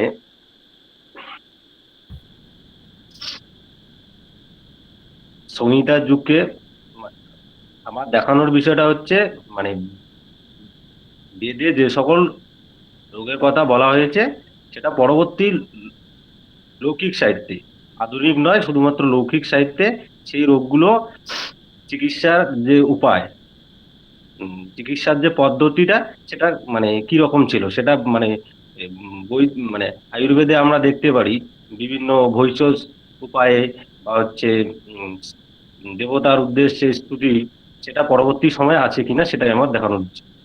তো প্রথমেই বলবো আয়ু যোগ বেদ আয়ুর্বেদ। আয়ু মানে হচ্ছে জীবন, আর বিদ ধাতু জ্ঞানার্থক বিদ ধাতু মানে হচ্ছে জানিয়ে দেয়, জীবন সম্বন্ধে যে বিদ্যা আমাদের জানিয়ে দেয় সেটাই হচ্ছে আয়ুর্বেদ। এই বিষয়ে কাশ্যপ সংহিতায় বলা হয়েছে ভো ভীষক আয়ুহু কিম কিম আয়ুর্বেদস্য আয়ুর্বেদোত্তম। তখন বলা হয়েছে বিদ জ্ঞানে ধাতুহু বিদলি লাভে চ আয়ুহু অনেন জ্ঞানেন বিদ্যতে জ্ঞায়তে বিন্দতে লভ্যতে ন ঋষ্যতি ইতি আয়ুর্বেদ। তারপর শুশ্রূষ সংহিতায় বলা হয়েছে আয়ুরস্মিন বিদ্যতে অনেন বা আয়ুর্বিন্দতি ইতি আয়ুর্বেদ। আয়ু শরীরেন্দ্রিয় সত্য আত্মসংযোগ তদস্মিন আয়ুর্বেদে বিদ্যতে অস্তি ইতি আয়ুর্বেদ। অথবা আয়ুঃ বিদ্যতে জ্ঞায়তে অনেন ইতি আয়ুর্বেদ, অথবা আয়ুর্বিদ্যতে বিচার্যতে অনেন ইতি আয়ুর্বেদ। আয়ু অনেন বিন্দতি স্বপ্নতি বা আয়ুর্বেদ ইতি নির্বচন বিধীয়তে। মানে এই নির্বচনগুলো আমরা দেখতে পাই। এবার লৌকিক সাহিত্যে লোকেষু বিহিতম লৌকিকম। লৌকিক সাহিত্য বলতে আমি বুঝিয়েছি ভাজ মহাকবি ভাজ, কালিদাস প্রভৃতি কবিদের কাব্য নাটকে যে রোগের বর্ণনা আমরা দেখতে পারি তার চিকিৎসার উপশম উপায়, তার চিকিৎসার উপশম বিষয়গুলো আমি দেখাবো। এটা মানে রোগ ভালো হতে পারে নাও হতে পারে, আমার মানে চিকিৎসার যে পদ্ধতিগুলো সেটাই দেখানোর বিষয়। তো আমরা ঋগ্বেদে কুষ্ঠ রোগের উল্লেখ দেখতে পারি। সেখানে বলা আছে ইউবং নারা স্তুবতে কৃষ্ণায় বিতানু দদথুবি বিশ্বকায় ভোষায় চিত পিতৃসদে দুরণে পতিং জুয়ন্তা অস্তিনা বদত। এই কুষ্ঠরোগের কথা আমরা কবি ময়ূর ভট্ট তার সূর্য শতক গ্রন্থে সূর্যের স্তুতি করে কুষ্ঠ রোগ থেকে নিরাময় পায়। তারপর আমরা দেখতে পারি অথর্ববেদে বলা আছে নম সীতায় তক্ষ্মণে নম রূপায় শচীশে কিনমি যো অন্যের উভয় অব্যেতি তিতিকায় নমস্তু তক্ষ্মণে। মানে সেখানে আমরা এখানে তক্ষ্মণ মানে হচ্ছে জ্বর, মানে সেই জ্বরের কথাও পাই। সেই জ্বর আমরা অভিজ্ঞান মানে গাত্র জ্বরের কথা পাই। সেই গাত্র জ্বর আমরা মহাকবি কালিদাসের অভিজ্ঞান শকুন্তলম নাটকে দেখতে পারি। সেখানে বলা আছে হলা শকুন্তলে অপি শুকয়তি তে নলিনীনি পত্রবাত স্তনস্য শরীরং শিথিল মৃণালয় কবলয়ং পিয়ায়া সাবাদং কিমপি কমনীয় বপুইদম, এরকম বলা আছে। তারপর আমরা এরকম আরো দেখতে পারি, যেমন হচ্ছে হর্ষচরিত গ্রন্থে দেখতে পারি, যেমন অথর্ববেদে বলা আছে সেখানেও মানে জ্বর বিষয়ে বলা আছে, সেটা আমরা হর্ষচরিত গ্রন্থে সেখানে বলা আছে বিবিধ ঔষধি দ্রব্য গন্ধ গর্ভ উৎথানাং কার্থানাং সর্পিষাণাং তৈলানাম, এরকম করে বলা আছে। মানে সেখানেও আমরা দেখতে পারি স্ফটিক ও শক্তি শঙ্খ সঞ্চয় প্রভৃতি মানে ভেষজ প্রক্রিয়ার মাধ্যমে, বিভিন্ন প্রক্রিয়ার মাধ্যমে রোগের মানে যে চিকিৎসা পদ্ধতি সেটা করানো হয়। যেমন হচ্ছে মানে এইরকম পদ্ধতি আমরা মহাকবি ভাসের স্বপ্ন বাসব দত্তম নাটকেও দেখতে পারি। সেখানে 3য় অধ্যায়ে স্পষ্টভাবে বলা আছে যে সপত্নী দমন বিষয়ে, যে হচ্ছে মানে পুষ্প গাতার মানে হচ্ছে মালা গাতার যে মানে বিশিষ্ট ফুল দিয়ে যে মালা গাথা, সেখানে উল্লেখ করা আছে। যেমন সেখানে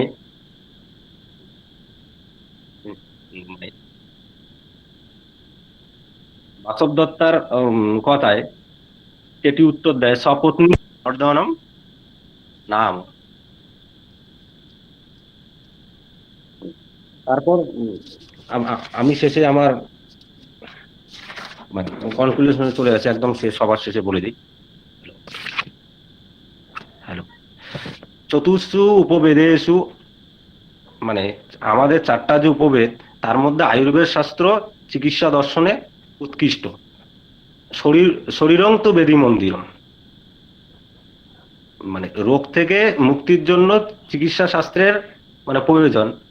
আর পৃথিবীর প্রাচীনতম শাস্ত্র হচ্ছে আয়ুর্বেদ শাস্ত্র। সেই আয়ুর্বেদ শাস্ত্র মানে পরবর্তী যুগে যে লুপ্তপ্রায় হয়ে গেছে, মানে লোকমুখে সেটা শুনতে পারি, সেটা যে লুপ্তপ্রায় হয়নি সেটাই দেখানোই আমার মূল বিষয়। সকলকে নমস্কার। আচ্ছা, তারপর হ্যাঁ ম্যাডাম বলুন। মানে বেশ কিছু ইনফরমেশন তুমি দিয়েছো, ইনফরমেশন গুলো তুমি অনেক পড়াশোনা করে নিশ্চয় জোগাড় করেছো, কিন্তু ইনফরমেশন গুলো একটু এলোমেলো হয়ে গেছে। হ্যাঁ, এগুলো তোমাকে একটু ভালো করে সাজাতে হবে।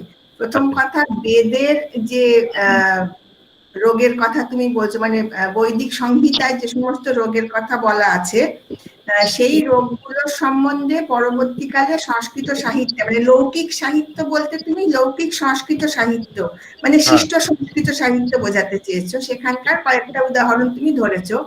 এখানে কয়েকটা জায়গা তোমাকে একটুখানি ভাবতে হবে, ঠিক করতে হবে। যেমন জ্বর জিনিসটা কিন্তু নিজে কোনো রোগ নয়, সেটা বিভিন্ন রোগের বহিঃপ্রকাশ। নানা রকমের রোগ শরীরে হতে পারে, কিন্তু শরীরের উত্তাপ বৃদ্ধি পাওয়াটা সেটাকেই আমরা জ্বর বলি। জ্বর নিজে কোনো রোগ নয়। মানে যখন তুমি টেকনিক্যালি বলছো তখন কিন্তু জ্বরকে তুমি রোগ বলতে পারো না। জ্বর হচ্ছে রোগটার একটা বহিঃপ্রকাশ। বিভিন্ন রোগের ক্ষেত্রেই শরীরের উত্তাপ বৃদ্ধি পেতে পারে। আর শকুন্তলা থেকে তুমি যে উদাহরণটা দিলে সেটা কিন্তু ঠিক রোগের প্রসঙ্গে নয়, সেখানে সেটা একটু খেয়াল করে দেখো, সেটা ঠিক রোগ প্রসঙ্গে। হ্যাঁ, সেখানে রোগের প্রসঙ্গটা বলা হয়নি। আর হর্ষচরিতেও যেমন তুমি যে উদাহরণটা দিলে যে রাজার শরীরের উত্তাপ কমানোর জন্য কি ব্যবস্থা করা হচ্ছে ইত্যাদি, সেটা তোমরা পড়েছো, হর্ষচরিতে পড়েছো, পঞ্চম উচ্ছ্বাসের মধ্যে রয়েছে। এবং সেখানে রাজার যে রোগটা হয়েছে, যেটা আমরা এখনকার দিনে যাকে আমরা টাইফয়েড বলি, যেটাকে ওখানে দাহর জ্বর বলা হচ্ছে। তো এই ব্যাপারগুলো তোমাকে একটুখানি স্পেসিফিক্যালি মেনশন করতে হবে। আর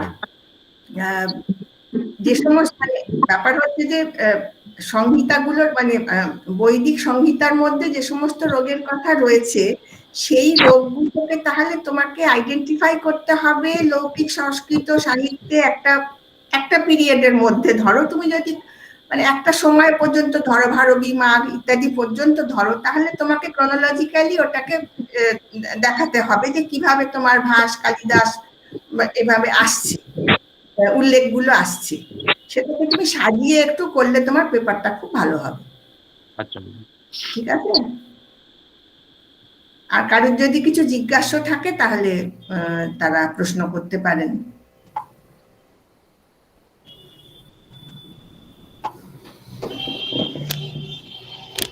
কারোর কোনো প্রশ্ন নেই? আচ্ছা, স্নেহা কি আছে? ম্যাডাম আমি আছি। আছো? আচ্ছা, মহামারী শব্দটা কি চরক ব্যবহার করেছেন? আমাকে একটু বলবে? না ম্যাডাম, মহামারী উনি ব্যবহার করেননি, উনি জনপদ ধ্বংস বলেছেন। আর টিকাকার পরক শব্দটা ব্যবহার করেছেন। টিকাকার বলতে আপনি মহামারী টিকাকার শব্দটা পরক ব্যবহার করছেন চকোপানীয়। হ্যাঁ, মহামারী শব্দটা অনেক পরবর্তী কয়েনেজ, আমি সেজন্যই তোমাকে জিজ্ঞেস করলাম। আচ্ছা ম্যাডাম। ঠিক আছে, তাহলে আমার মনে হয় যে বক্তাদের উপস্থাপনা শেষ হলো। এখন যদি কোনো আলোচনা থাকে, কেউ কিছু বলতে চান, কারোর কিছু প্রশ্ন থাকে, সেটা করা যেতে পারে।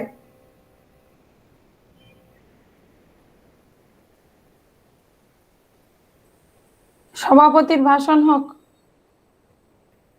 সভাপতির ভাষণ? হ্যাঁ, আমি আর কি বলবো, এরা তো অনেক কিছু বললো। মানে যেটা আমরা কনসেপ্ট নোটের মধ্যেও দিয়েছি যে এপিডেমিক বা প্যান্ডেমিক, এটা তো ঠিক প্রাচীন ভারতের ঠিক সেইভাবে টেকনিক্যালি তার যে অর্থ, সেই অর্থে তো আমরা সেভাবে প্রাচীন ভারতীয় সাহিত্যে পাই না, যার জন্য আমরা ভারতীয় সাহিত্য কথাটাকে রেখেছি। আমাদের যেটা ছিল সেটা হচ্ছে রোগ, এবং এই রোগ থেকে মুক্তিটার ব্যাপারটা একটুখানি গোলমেলে ছিল, কারণ সব রোগ তো জানা ছিল না এবং সেই রোগের চিকিৎসা সবসময় হতো না, যার জন্য এতখানি, যেটা আমি আগেও বললাম যে প্রিভেনশনের উপর এতখানি জোর দেওয়া হয়েছে। যদি আমরা স্বাস্থ্য কথাটাকে একটু লক্ষ্য করি তো দেখবো সেটা কিন্তু স্বাস্থ্য থেকে এসছে। মানে তুমি নিজের মধ্যে যেমন আছো সেইভাবে থাকো, তার থেকে কোনো রকম বিচ্যুতি হলেই তো সেই স্বাস্থ্য হানি হচ্ছে, তখনই রোগটা হচ্ছে। কাজে নিজের মধ্যে নিজে থাকা, এইটাই হচ্ছে স্বাস্থ্য। এবং সত্যি কথা বলতে কি, প্রাচীন ভারতবর্ষে যতটা না মানে রোগগুলোর সম্বন্ধে জানতো, নিশ্চয়ই তারা রোগগুলোর নাম জানতো বা রোগগুলোর যে প্রকৃতি জানতো, কিন্তু সব রোগের চিকিৎসা ছিল না, যে জন্য রোগ হলে একটা লোককে বাঁচিয়ে তোলাটা খুব ডিফিকাল্ট ছিল। যার জন্য করুন না, এটা পরে ইয়েতে যাবে তো। হ্যাঁ, ভিডিওটা একটু অন করুন। হ্যাঁ হ্যাঁ হ্যাঁ। তো সেই সময় সেই জন্যই আমার মনে হয় যে রোগ হলে তাকে সারানোর চেয়ে রোগ না হতে দেওয়াটার ওপরে জোর বেশি দেওয়া হতো, কারণ সব রোগের চিকিৎসা জানা ছিল না এবং রোগ হলে বাঁচানোর ব্যাপারটা একটুখানি সন্দেহজনক ছিল, সব রোগে লোককে বাঁচানোও যেত না। একটা জিনিস আমি এখানে একটু বলতে চাই যে সেই সময় যেহেতু প্রিভেনশনের উপরে জোর বেশি দেওয়া হতো এবং সাধারণভাবে হয়তো মানুষের স্বাস্থ্য এখনকার থেকে ভালো ছিল, ফলে সেই সময়তে মানুষের এই যে লাইফস্টাইল রোগ যেগুলোকে আমরা বলি আজকের দিনে, সেইগুলো হয়তো হতো না। আজকের দিনে কিন্তু লাইফস্টাইল জনিত যে রোগগুলো, সেগুলো একরকমের প্রায় মহামারীর আকার ধারণ করেছে। তো আমরা কৌটিল্যের অর্থশাস্ত্রে একটা চ্যাপ্টার পাই যেটার নাম হচ্ছে আশু মৃতক পরীক্ষা। তো আশু মৃতক বলতে সেটাকে সাডেন ডেথ, মানে আকস্মিক মৃত্যুকে বোঝানো হয়েছে। এখন আকস্মিক মৃত্যু বা সাডেন ডেথ বর্তমান মেডিকেল সায়েন্সের দৃষ্টিতে কিন্তু স্বাভাবিক মৃত্যু, ন্যাচারাল ডেথ। অথচ কৌটিল্য আশু মৃতকর মধ্যে যতগুলো উদাহরণ দিয়েছেন সেগুলো সবই আনন্যাচারাল ডেথ। কোনো না কোনো ভাবে বাইরের কোনো এজেন্ট সেই মৃত্যুর জন্য দায়ী হচ্ছে, সেটা খুন হতে পারে বা অন্য অ্যাক্সিডেন্ট হতে পারে, অর্থাৎ অপঘাত মৃত্যুগুলো। এর থেকে একটা জিনিস আমরা বুঝতে পারি যে সেই সময়ে হঠাৎ করে মানুষের যে মারা যাওয়ার ব্যাপারটা, সেইটা বোধহয় অতটা ছিল না তাদের স্বাভাবিক সুস্বাস্থ্যের কারণে। লোকে চেষ্টা করতো সুস্থ থাকার, এবং যেটা আমরা মেগাস্থেনিসের বিবরণের মধ্যেও পাই, তিনি কিন্তু বলেছেন যে এখানকার লোকেদের স্বাস্থ্য ভালো ছিল, ভারতবর্ষের লোকেদের স্বাস্থ্য ভালো ছিল। তো এই সমস্ত ব্যাপার থেকে আমরা আজকের দিনে দাঁড়িয়ে মনে হয় যে প্রাচীন ভারতীয়দের এই যে দৃষ্টিভঙ্গিটা, যে সুস্থ থাকতে হবে এবং তার জন্য ইমিউনিটি বাড়াও, তার জন্য মানে যা যা করা দরকার করো, রোগ সারানোর দিকে যাওয়াটা, মানে রোগ হবে তারপর সারাবো সেই ব্যাপারটার দিকে যাওয়ার থেকে সুস্থ থাকার যে প্রয়াস, সেইটা অনেক বেশি জরুরি। এটা আজকে গত 1 বছর ধরে আমরা যতখানি বুঝতে পারছি সেটা বোধহয় আর কখনো আমরা বুঝিনি। কেননা আমাদের এখানে যে এইরকম একটা পরিস্থিতি হতে পারে, এইরকম প্যান্ডেমিকের জন্য আমাদের যে সবসময় এতখানি সাবধান হতে হবে, সবসময় মুখোশ পরে থাকা, সবসময় হাত ধোয়া, স্বাস্থ্যবিধি মেনে চলা, যেগুলো কিন্তু বারবার ভারতীয়রা বলে এসেছে। হ্যাঁ, যে অশৌচের সময় থেকে শুরু করে এই কথাগুলো লোকে একসময় হাসাহাসি করতো সংস্কার বলে ইত্যাদি। আজকের দিনে কিন্তু আমরা বুঝতে পারছি যে এগুলো মোটেই কুসংস্কার নয়। সংস্কার কিন্তু ভালো জিনিস, কুসংস্কার ভালো নয়। সংস্কার এবং এগুলো কিন্তু সংস্কার, এবং এগুলো আমাদের এইগুলো মেনে চলা হলে তবেই আমরা ভালো থাকবো। প্রত্যেকটা জিনিস কিন্তু আজকে আমরা চাই বা না চাই মেনে চলছি, যে বাইরে থেকে এসে হাত ধোয়া এবং সমস্ত জামা কাপড়গুলোকে অন্য জায়গায় রেখে দেওয়া, সেইগুলোকেই আলমারিতে না তুলে রাখা, এই যে ব্যাপারগুলো, এই প্রত্যেকটা জিনিস প্রাচীন ভারতীয় সমস্ত শাস্ত্রে বলে গেছে, স্বাস্থ্যবিধি যেগুলো বলে গেছে সেগুলো আমরা আজকে মানছি। অতএব কোনো জিনিসকেই আমরা আজকে আর মানে ভারতীয়রা যা কিছু বলে গেছে সেইখানে সবকিছুর মধ্যে কুসংস্কার, অন্ধবিশ্বাস আবিষ্কার করা এবং তাকে নিন্দা করা, এই প্রবণতাটা বোধহয় আমাদের একটুখানি মানে ত্যাগ করার সময় এসেছে। এইটাই আমার আজকের বক্তব্য।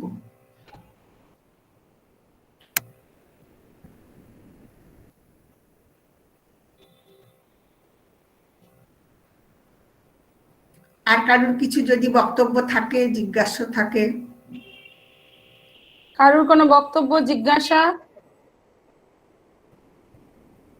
আমাদের হেড স্যার আছেন উপস্থিত, আপনি কিছু বলবেন স্যার? আমি সবসময় উপস্থিত থাকি। হ্যাঁ, মানে আমি শ্রোতা।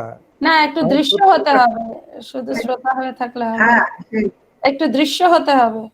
দৃশ্য ঠিক আছে। আচ্ছা, দেখা যাচ্ছে?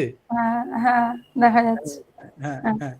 আচ্ছা, মাত্র দুটোই পেপার ছিল এই না সেশনে? না, চারটে ছিল, আপনি দেরিতে ঢুকেছেন।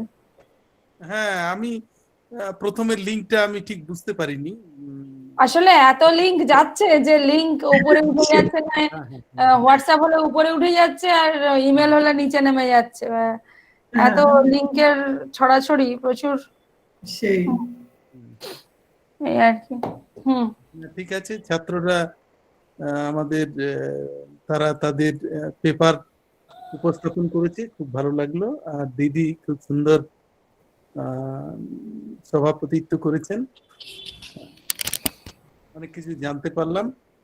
ধন্যবাদ। এখন অন্যদের জ্ঞাতার্থে জানাই, আমাদের যে ব্রোশিওরটা গিয়েছিল সকলের কাছে, তার কনসেপ্ট নোটটা কিন্তু দেবার্চনা ম্যাডামেরই লেখা, কারণ ওটা লেখার ক্ষমতা আমার ছিল না।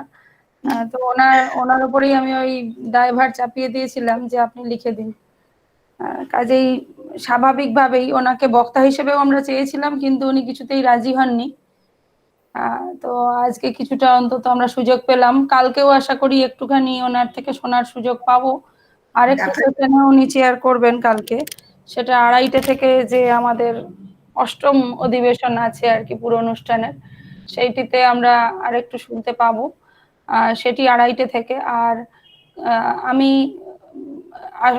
পুরোপুরি ডিটেল প্রোগ্রাম পরে পাঠিয়ে দিচ্ছি। মনে করা হচ্ছে যে আগামীকাল 1:30টা থেকে একটা পেপার প্রেজেন্টেশনের সেশন এরকম ভাবে থ্রু গুগল মিট করতে হবে, কারণ প্যারালাল সেশন চালানোর একটু সমস্যা আছে।